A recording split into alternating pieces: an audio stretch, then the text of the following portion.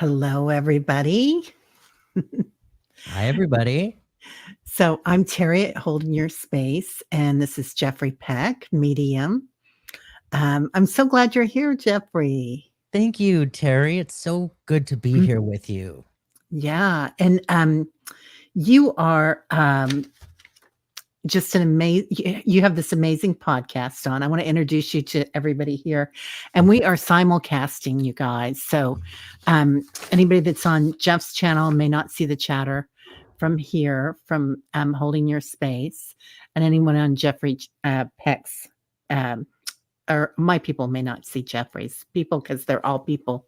We're all together. So Jeff is a evidential psychic medium, which is really interesting. I love that.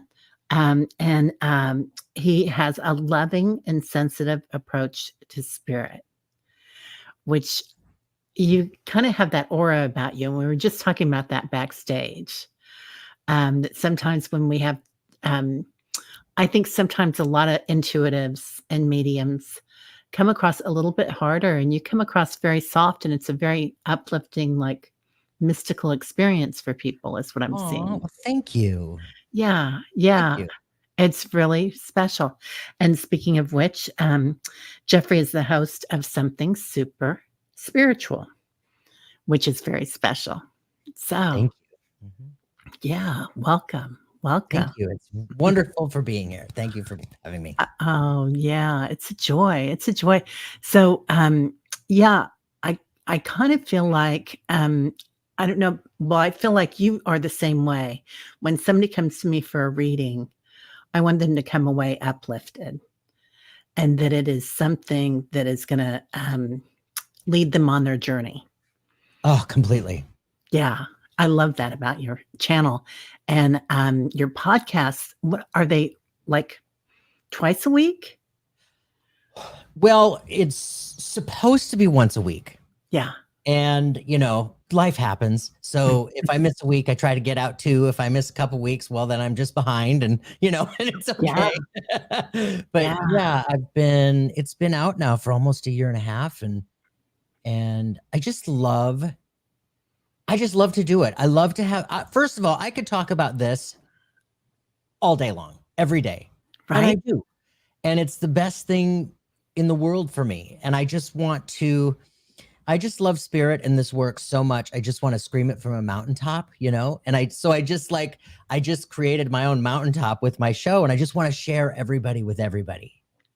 And yeah, that's what we do, We're spirit spreaders, like we were talking about earlier. Right. Yeah. Yeah, definitely. And it's funny you should say the mountaintop, because that's something I see in visions a lot. And I see ascended masters. I see like Deepak and Eckhart and Dalai Lama on mountaintops.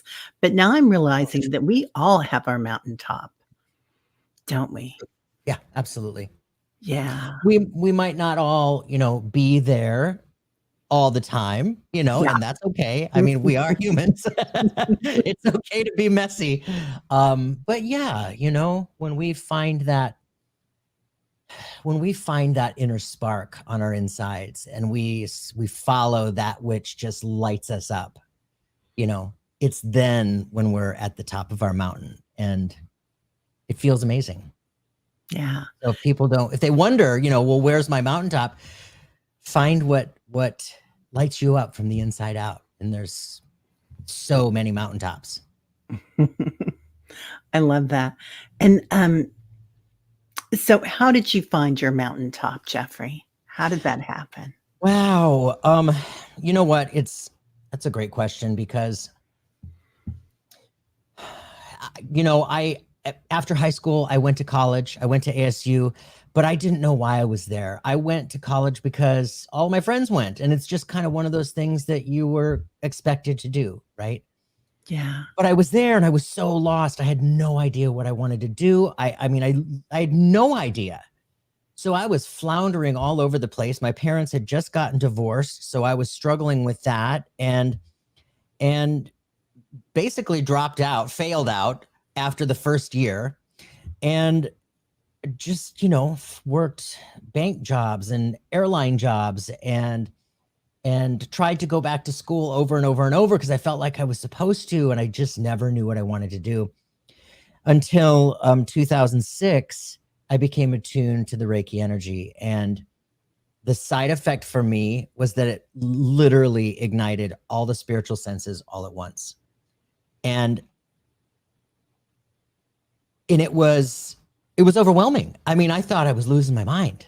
I was very interested in the paranormal. I was very interested in mediumship always. So it's been a part of me, but never really ever had I thought that it was something that was within me. I loved James Van Praagh. I loved John Edward. I loved the show Medium with Patricia Arquette. I loved the show Ghost Whisperer with Jennifer, what's her name? Hewitt. You know what I'm saying? Oh, yeah. And then it happened, and I didn't know what was happening. And my Reiki master just smiled at me and she said, "You're opening up to spirit." And I said, "Okay." And she said, "You're going to be a huge channel one day." And I said, "No, I'm not." And she said, "Yes, you are." I said, "No, I'm not." She said, "Yes, you are." I said, "No, I'm not." Back in 2006, my definition of channel was Esther Hicks, with Abraham. Yeah. Or Jane Roberts with the Seth materials, or Bashar with Daryl Anka. I mean, that was my den of trance channeling, where you just like disappear inside and then somebody takes the wheel, right? Right. Of course. And she looked at me and she said, "Well, you need to change your definition of the word channel." And I understand now, but when I started doing Reiki treatments with people, loved ones started to be in the room, and I knew it. I didn't know how I know it. I felt them. I didn't know how I felt them. And I was starting to get, those flashes in my mind's eye. And I was like, oh boy. So I felt like I had to just start talking. And I did. And so I started delivering evidential mediumship before I even knew what it was. And then here we are, 17 years later. So how did that look differently to you when you started doing evidential before you started training? Like, what came about organically? Was there a different look to it? Was there a different feeling? No, because it was spontaneous and I really didn't know where it was coming from or why. I just knew it was there. I would be with my hands on people wherever I was on their body. And for instance, one particular time I knew that I had this grandfather, and he was very present. He was very insistent. And I said to my client, I said, I feel like I have to start talking about some things if you're okay with it. It's kind of woo woo, but I feel like, I got to start talking. He said, "Absolutely, say whatever." And so I just started talking about his grandfather, and I started describing his personality, the things that he loved to do. And he's like, "Oh my God, that's exactly my grandfather." And I said, and he keeps showing me this huge apple tree in his backyard. And he was so proud of it. And he's sharing with like everybody on the block, if not everybody in town. And he moved my hands from wherever they were. And he's like, "Oh my God." He said, "My grandfather had the biggest apple tree in town, and he was prouder of that than he was his entire family." And he shared with the whole town. I mean, and so I was like, wow, okay. So then I just was like, all right, well, now what, And then, when the student is ready, the teacher arrives, and then, teachers start to happen and come into my path. And I went to Arthur Finley in 2019, and that it changed my life forever. And then I understood evidential mediumship in a way that I hadn't previously, if you know what I mean. Yeah. Well, I'm starting to know. I did take one evidential mediumship class and with Carol Macy, but Arthur Finley is like the Deepak, right? Of the yeah. Yeah, mediumship classes. Yeah, it's amazing. You know, I didn't know what it was until probably, I don't know, maybe 2015, 2016. And as spirit does lead us, you know, through synchronicity, I was listening to Sandra Champlain's show called We Don't Die. And she had recently gone to Arthur Finley herself. And so she started talking about it. And as soon as she started talking about it, I just had that knowing and the chilly bumps from head to toe. And I knew I was going to be there one day. So I made it in 2019. And yeah, I mean, it was surreal because you're in this enormous old world English mansion with 100 other people who are there for the same reason you are. And, you know, everybody jokes about it being our Hogwarts, our real life Hogwarts.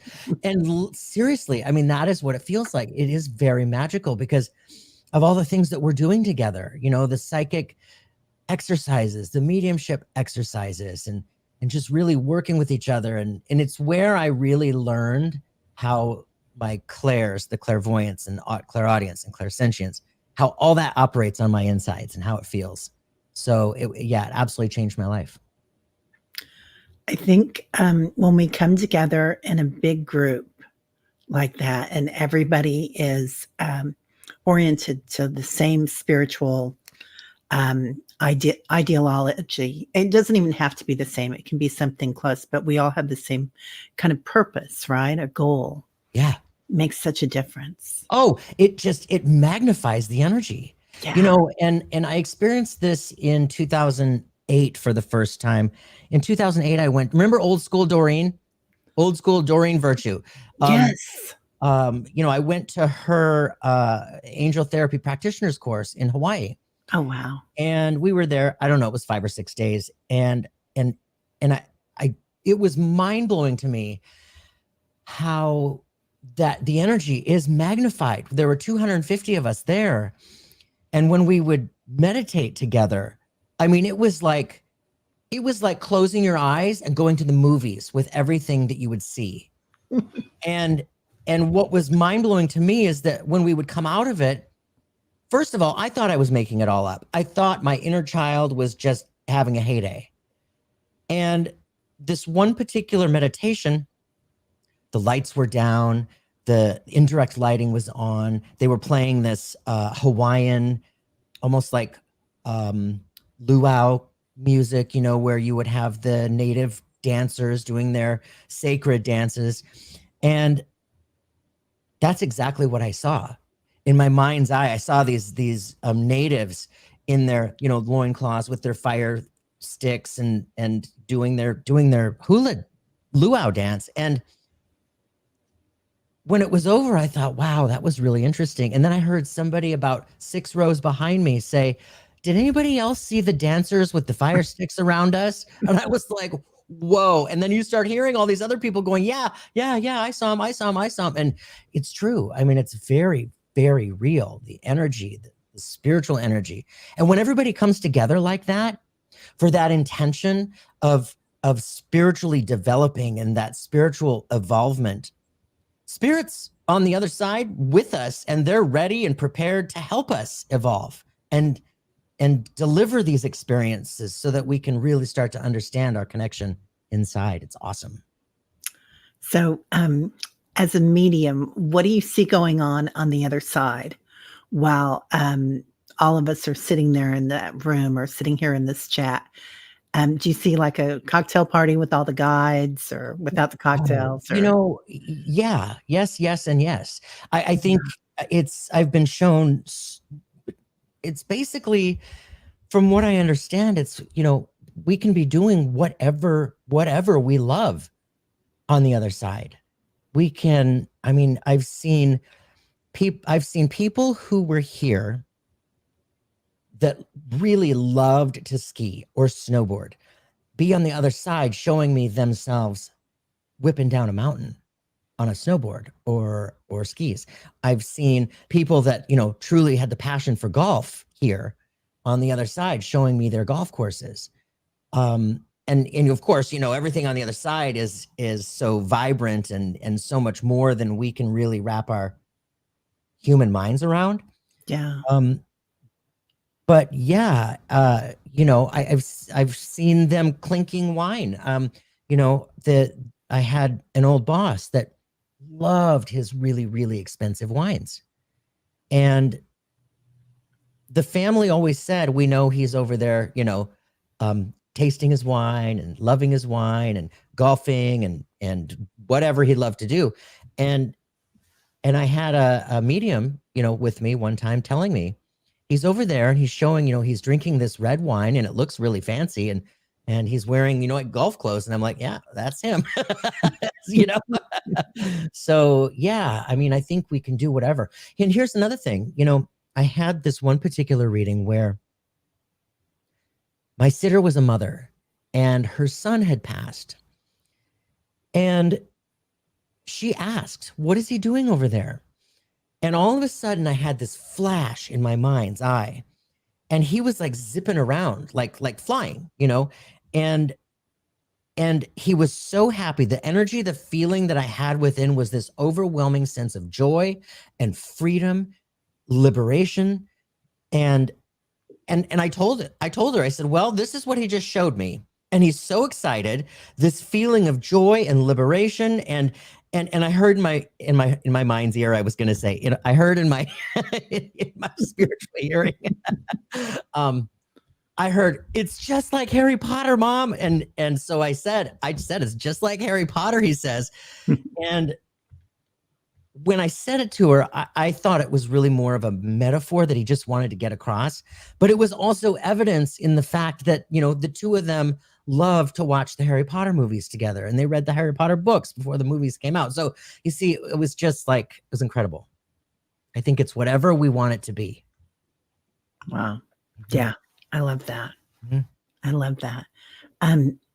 Speaking of the way it looks and feels on the other side, because this series is about seeing beyond the veil and what you see. So how does spirit look to you? What does it feel like? That's a really good question. I've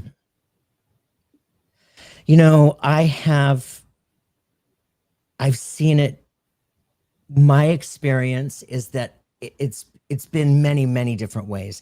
I believe that spirit will present themselves in the way where we are able to easily identify with, I've had really, really deep meditations where I would see like in my mind's eye, like a cloudy, wispy, glittery figure, where I'm seeing them as just the energy that energy we would think energy would look like, like in the movies and whatever. Yeah. And I've seen them present themselves as just like how we look, with just regular clothes on or I've seen, like the Hall of Records, the Akashic Records, before I even knew where I was. Here's this tall bearded man with this white robe. And so that's another way that the spirit presented itself. So you know what I'm saying? It's I do believe that spirit will present themselves in a way that we will understand and be able to relate to. Yeah. Wow. Go ahead. Oh, no, go ahead. Oh, I was going to say, and then, we have people here who have seen spirit with these eyes, our physical eyes, objectively, right? And they see, like little orbs floating around, or out of the corner of their eye, they'll see what, they think is a person. And then when they look directly at it, it's gone, but they saw that, out of the corner of their eye. That's very real too. Yeah. So, as the veil gets thinner and everybody's talking about the planets right now and everything going on today, what do you feel like more people are seeing things and more people are being exposed? Totally. Yeah. Totally. And I don't think it has anything to do with the time frame that we're in right now, being Halloween. Although, people have talked about the veil being thinner during this particular period, which, okay, I can understand that. I mean, when the majority of the collective expects it to be thinner, well, it's going to be thinner. You know what I mean? But as a whole, collectively, where we are in the moment, 100%, it's the awakening, it's the ascension, it's the collective consciousness rising and recognizing that we are so much more than what we once believed. We thought we were just this, and it was ashes to ashes, dust to dust. Lights go out. That's it. That's over with. Or you were involved in a really, really dogmatic religion where you believed you went one direction or the other, and more people waking up to the truth of who we are. First and foremost, fundamentally, we are an eternal spiritual being, period. And every single one of us are wired spiritually. They might not be plugged in. We might not have the app installed yet, but we have the capability. And with the internet, this is the information age. We have access to everything at our fingertips on our phone. Yeah. And it's no coincidence. It's very synchronistic that as all of this is happening around the world, it's also happening on our insides. I love that. I do feel like we're tuning in, aren't we? All of us. Yeah. Little by little, and sometimes lot by lot, Yeah. Yeah.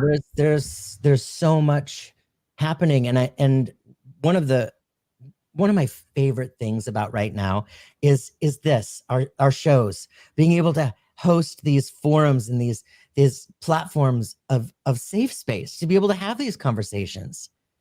Yeah. Yeah, it's awesome. It really is. I feel like this was a saving grace for so many people when we went through the reboot during the pandemic. And as I didn't realize I was such an introvert, but I found out I was. But it was a joy to behold, really. So many teachers. You and me both. I mean, I was like, what's everybody got a problem with? This is awesome. Yeah, right? Yeah.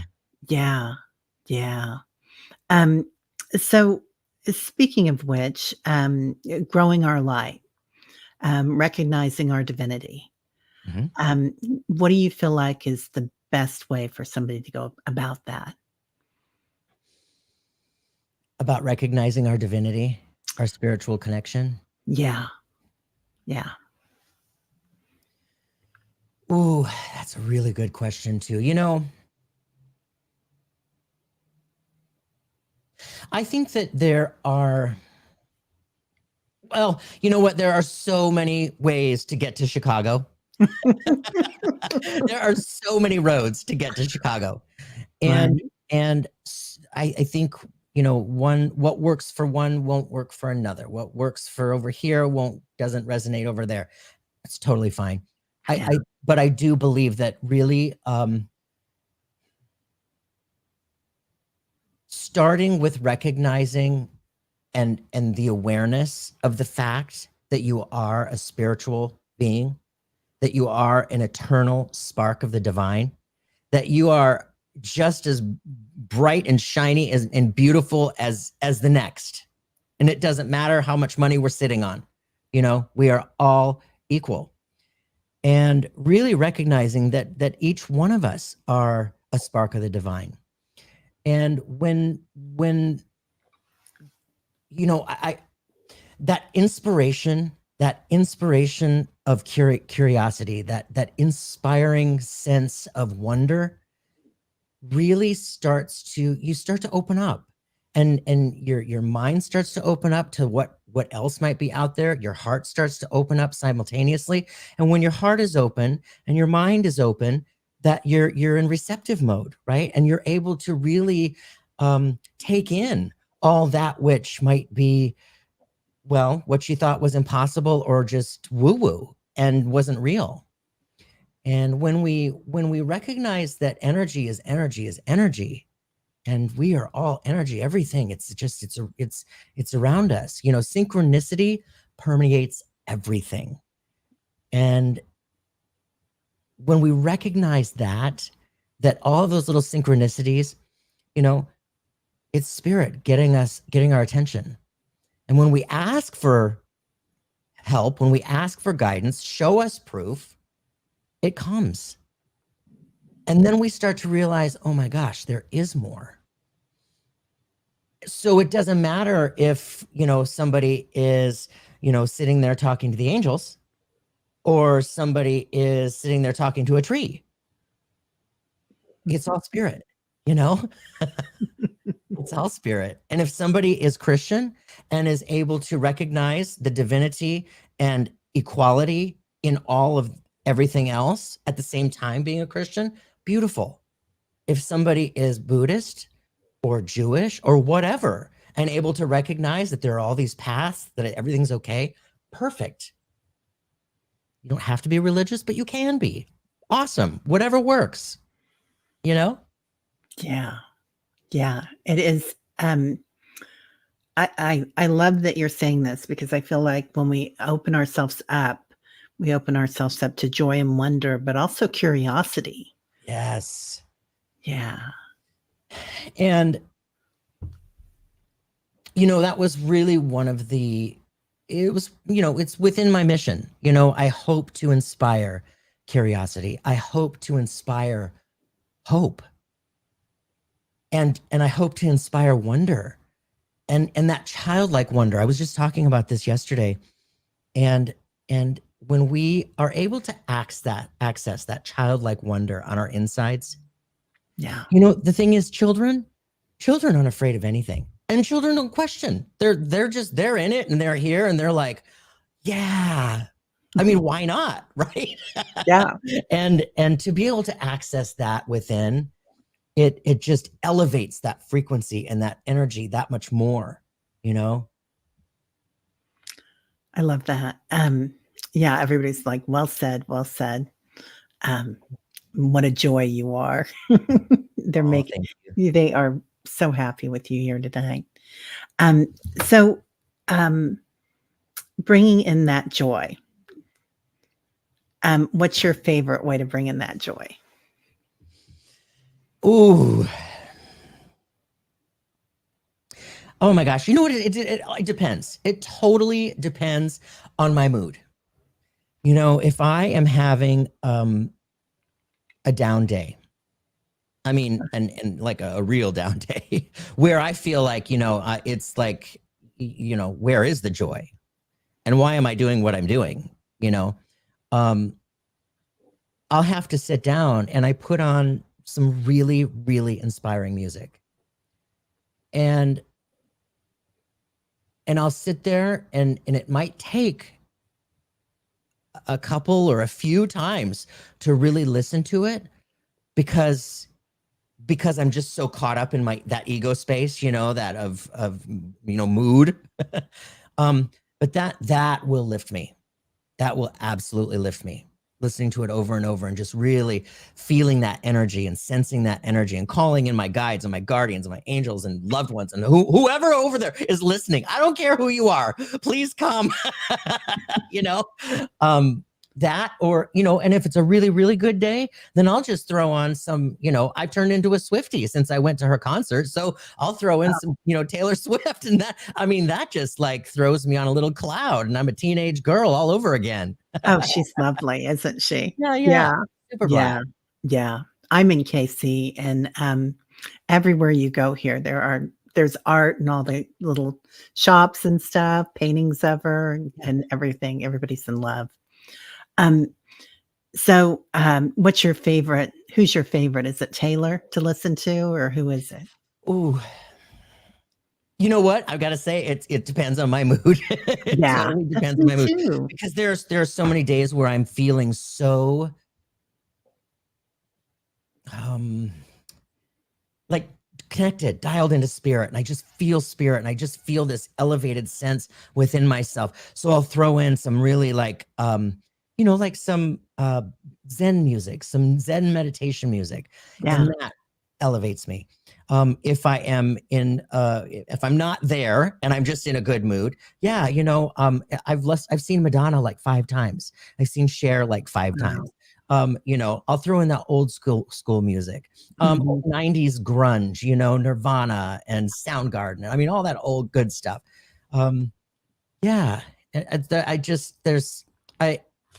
There's such a vast, wide range of my flavors and tastes, and it's just like I can go from one to the next. And country music, I like the country music too. I grew up with that, so it takes me back. It's very,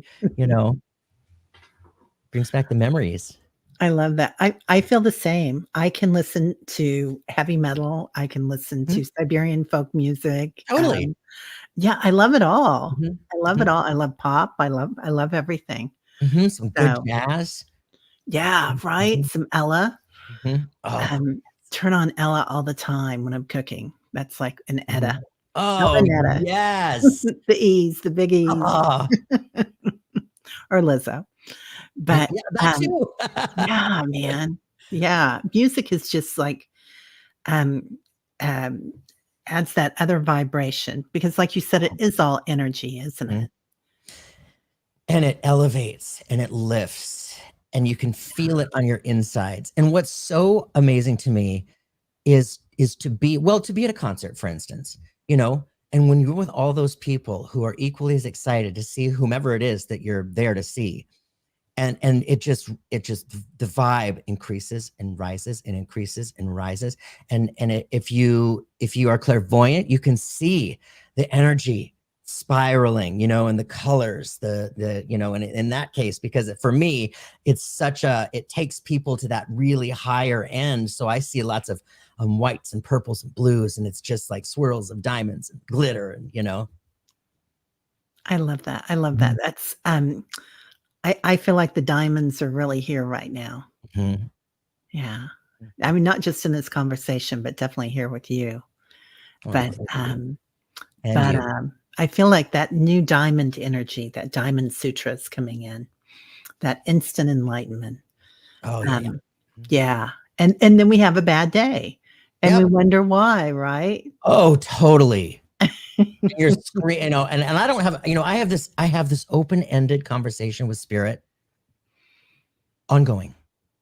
And if I'm having a bad day, or I've got some bad news, or things just hit you, one right after another, bad news, struggle, challenge, I'll scream, I'll scream.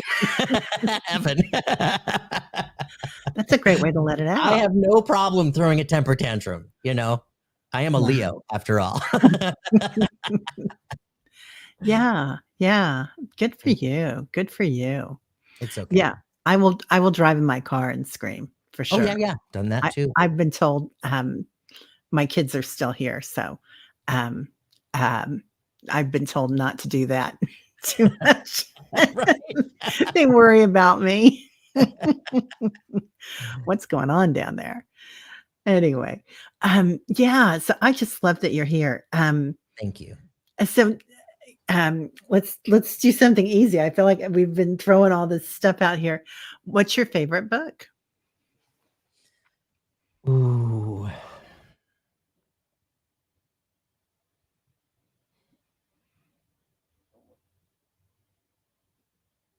How do I choose? If you were on a desert island and you could only take 3 books, and you can choose 4 if you need to.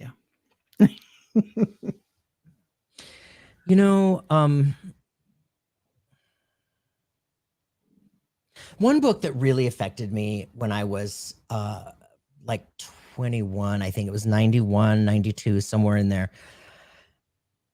There's this James Redfield, I think is his name, the Celestine Prophecy. Do you remember that book? Yes. Oh my gosh. Yeah. Okay. So that, looking back, I was never, I'm not the person that was experiencing spirit from the crib. I didn't experience spiritual beings, ghosts, anything like that in my childhood, young adulthood.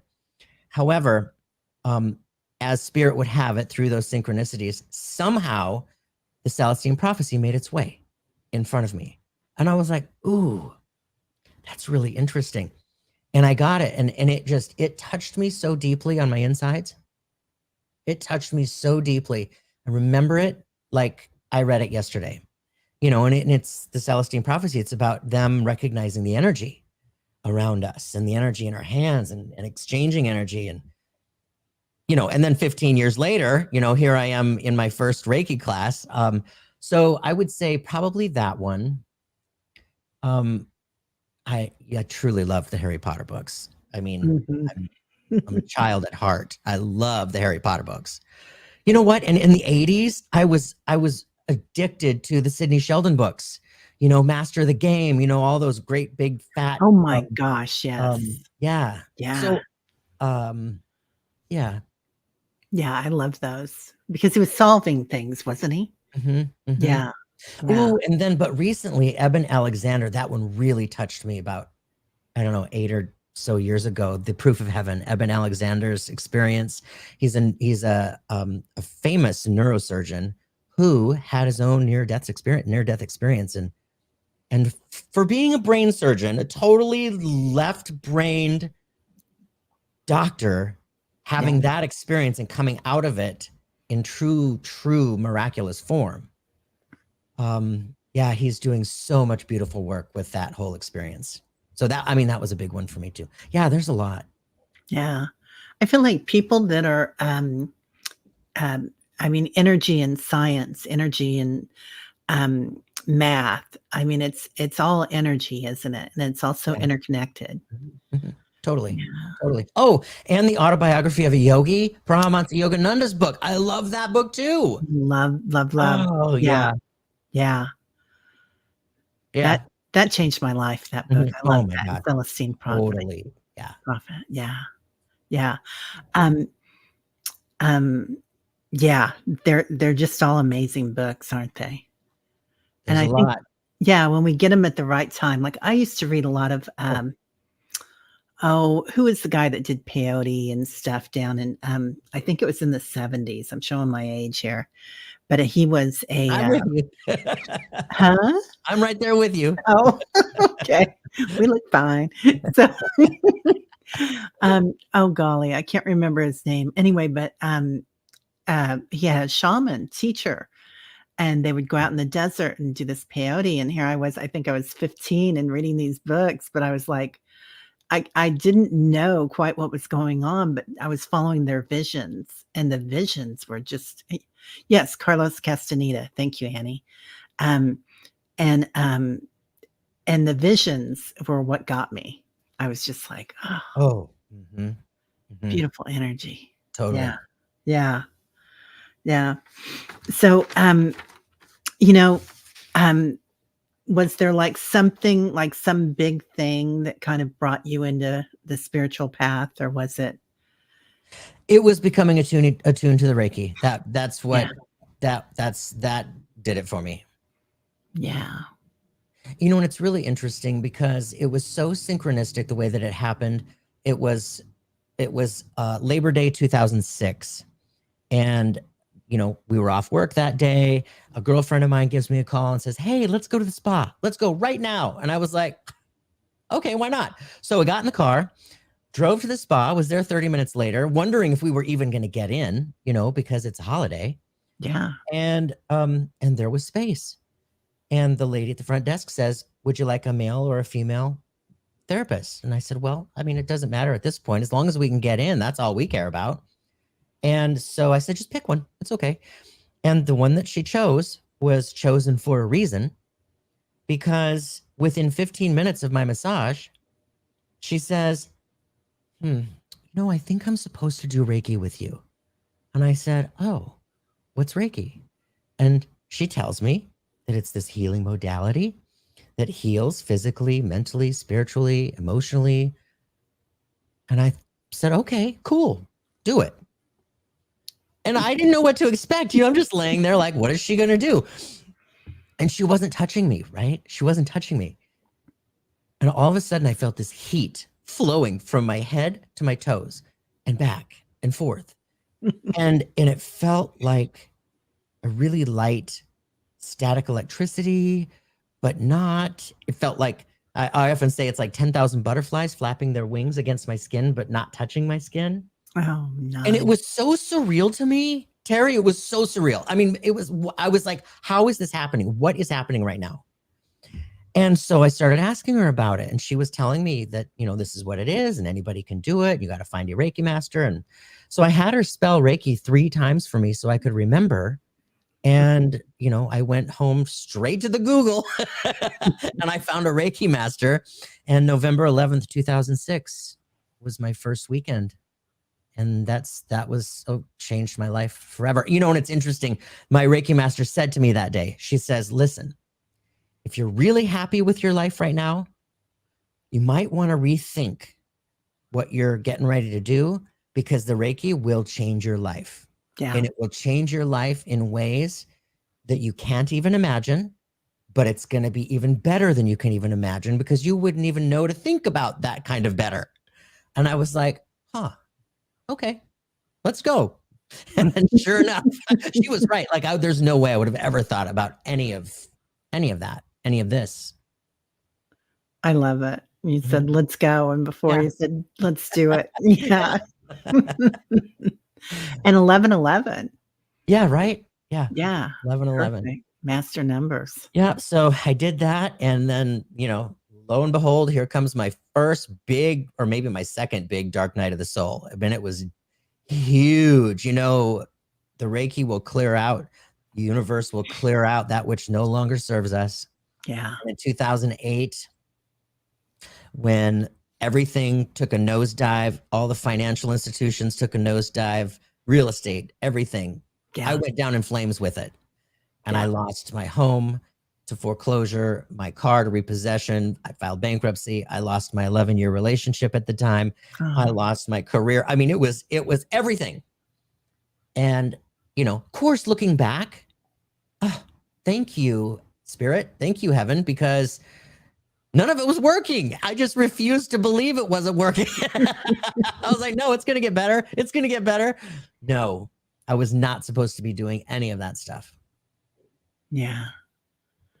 Yeah. I feel you. It's like, you get these growth opportunities, right? And I've certainly had them. And I know all of us here have, because we're on this planet together at this time, experiencing them right now.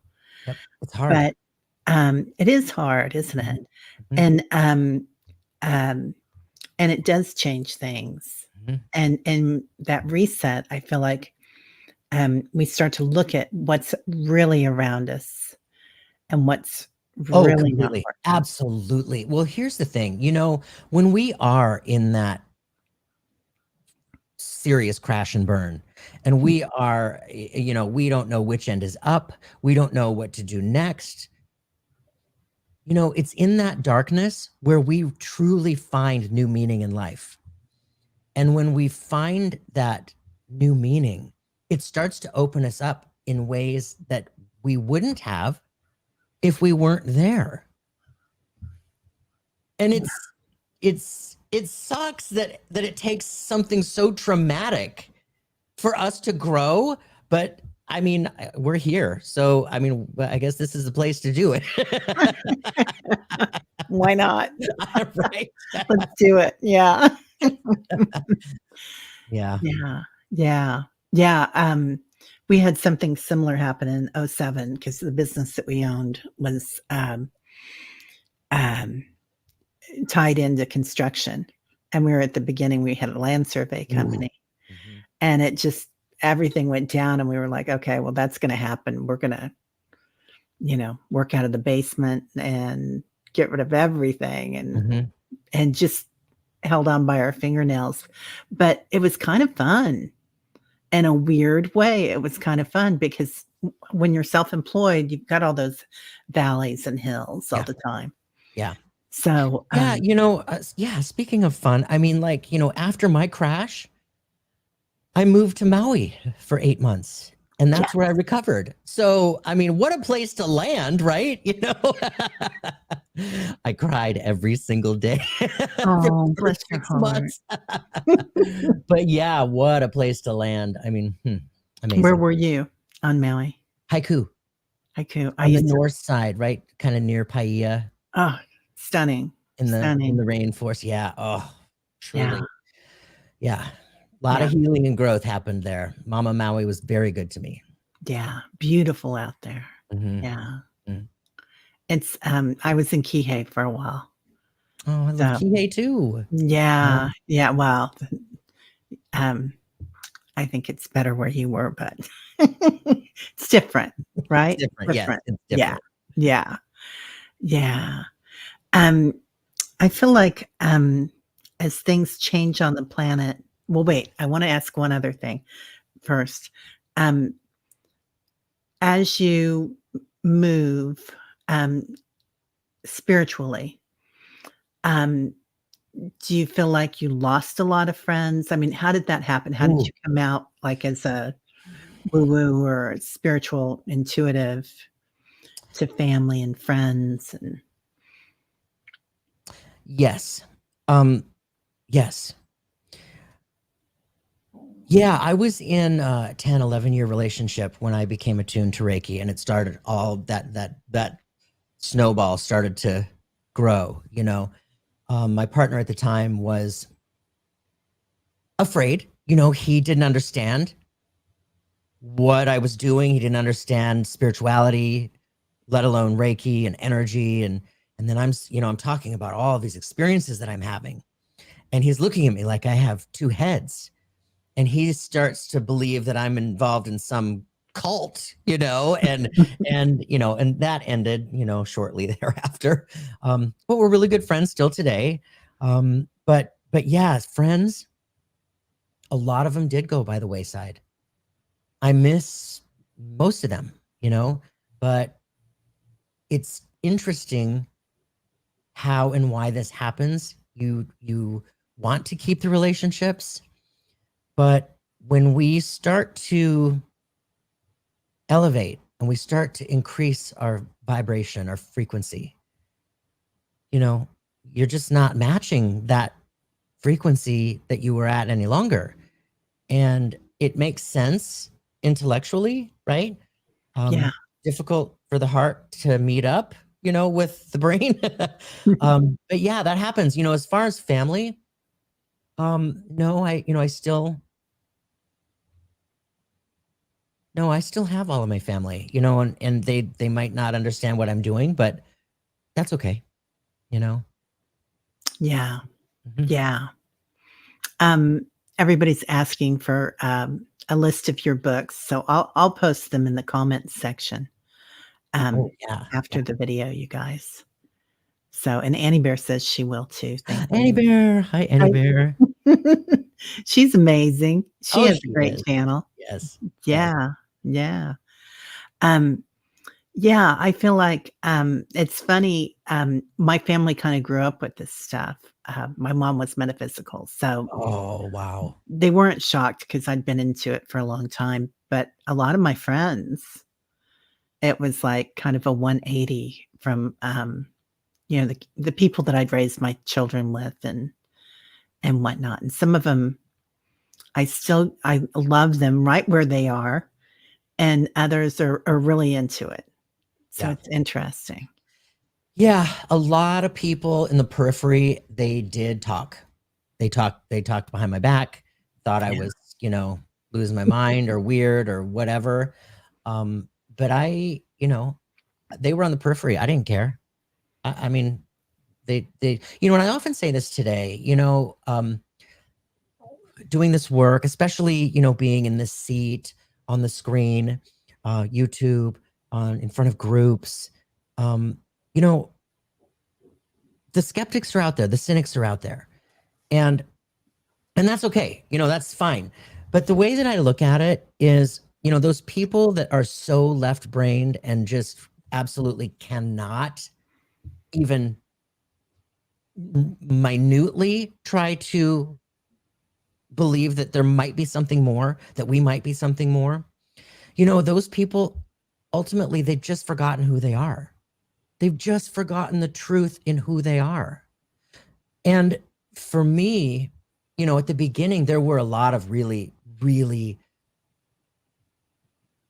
there were some experiences with those cynics calling me the fraud, calling me the vampire, calling grief vampire, calling me the scammer, on Facebook and all that, oh yeah, that hit me hard. But it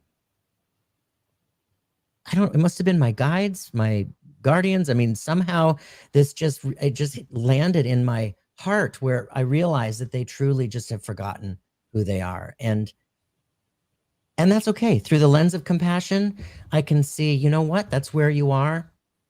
Bless you. I'll meet you where you are if you'd like to meet, Yeah.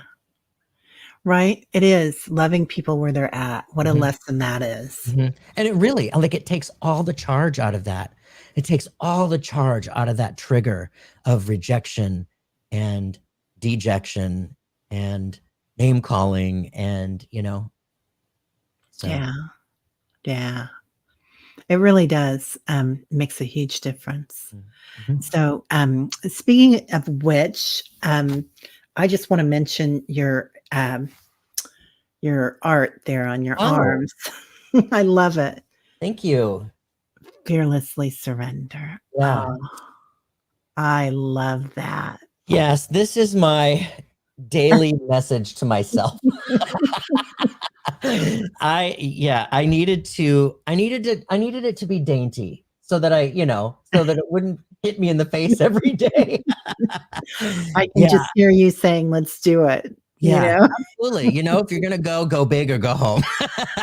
I love it. Well, I was a scaredy cat. I just got a little one. It's the Buddhist sutra, but the sun, the moon, and the stars. But fearlessly surrender.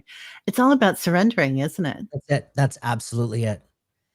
Surrendering to spirit, surrendering to your purpose, surrendering to what is. And then even if it's not, even if it's not, spirit isn't your purpose or your path or your work. It's, it's surrendering to your health. Maybe you're having a health issue and you need surgery. Hi, me, at the end of November, you surrender and you're like, okay, you know what? Here it is. This is a message for my body to start to pay attention. It's time to pay attention.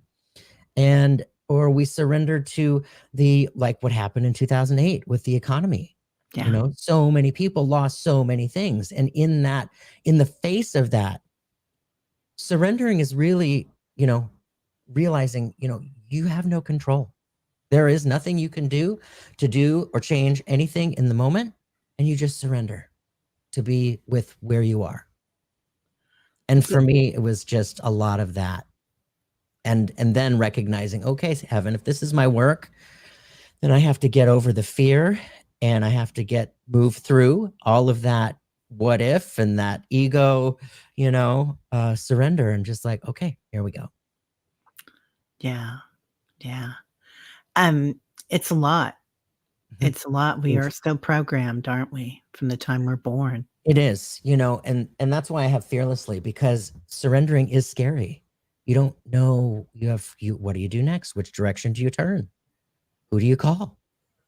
Who can help? Can anybody help? It's scary. So, when you, for me, especially with this work, surrendering to spirit is, showing up, just showing up and knowing and trusting that when I show up, spirit shows up. And that's it. When we surrender, it's about trusting what is. So when you surrender to spirit, do you ask your people on the other side, your spirit guides, your angels, who do you call on? What's your everybody? Everybody. Why not? Right. Yeah. I love it. The Saks Fifth Avenue of angels. I'll take it. Yeah. All of you. That's funny. Yeah. So, and archetypes, do you have archetypes that you work with or is it just spirit? What does that look like for you? The archetypes are very interesting to me. I don't necessarily work with them consciously, but I'm aware of them and I notice them and I watch for them. You mean like the archetypes within astrology and the signs and the houses, the archetypes within Yeah, or deities like Durga Ma or Jesus or oh yeah, those Archangel yeah, Michael 100%. or For those beings. yeah, Yeah. Yeah, yeah. I thought you meant archetypes like the perfectionist or the Oh, that's true. people Yeah, there's pleaser those or too. the victim or the Yeah, prostitute or that's what I thought you meant. But yeah, as far as those, the masters, the oh yeah, I've got, when I call everybody in, it's roll call and it takes about 6 minutes.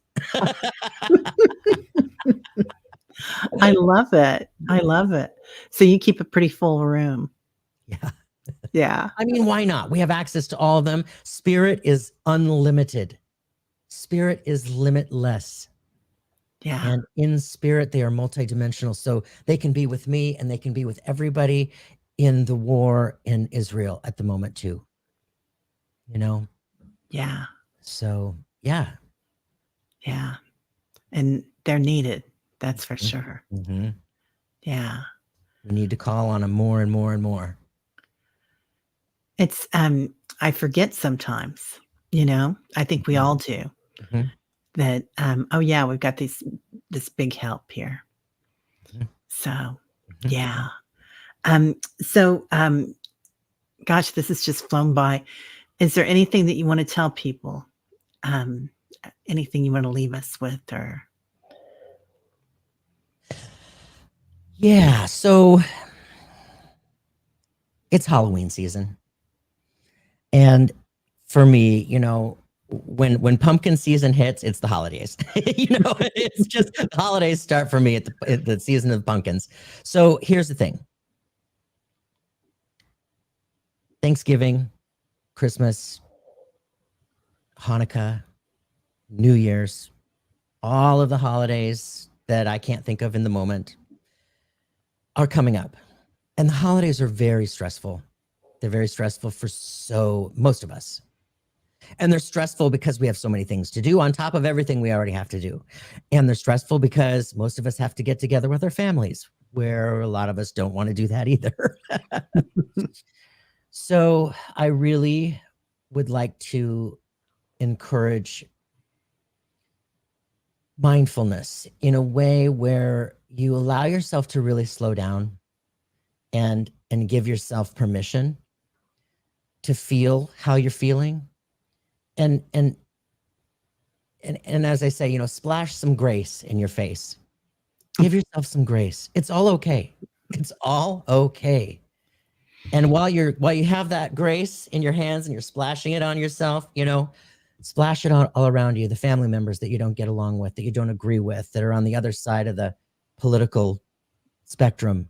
That's hard. It's hard to be with family that you don't see eye to eye, whether it's religion or politics, and it's usually one of the two or both, right?